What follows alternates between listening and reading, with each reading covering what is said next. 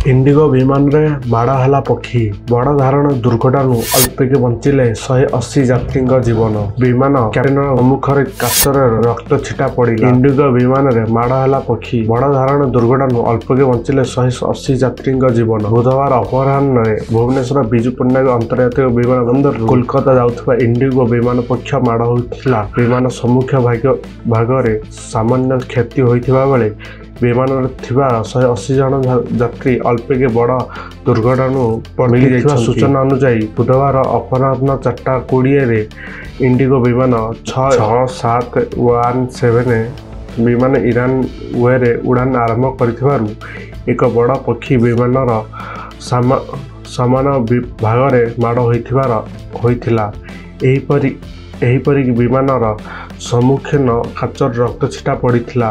विमान सम्मुख भाग नष्ट होइथिबारु पायलट विमान को पुणी अवतरण करने को एटीसी को अनुमति मागिथिले।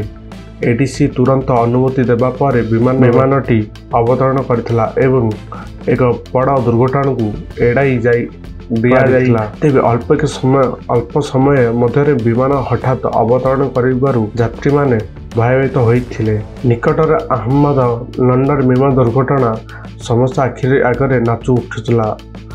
यात्री माने विमान चित्कार करथिले हेले पायलट किछि बड़ समस्या होइनी बोली घोषणा करिबारु यात्री माने आश्वासन होइथिले। एहा परे विमान पाकस्थली आसिथिला।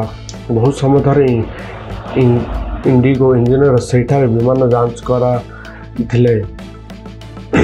हाँ, यात्री को विमान ओह्लाइबा दिया जाई नथिला। विमानर निर्दिष्ट भुवनेश्वर कोलकाता विमानर पक्षी माड़ होइतिबा घटना को निश्चित करथिले।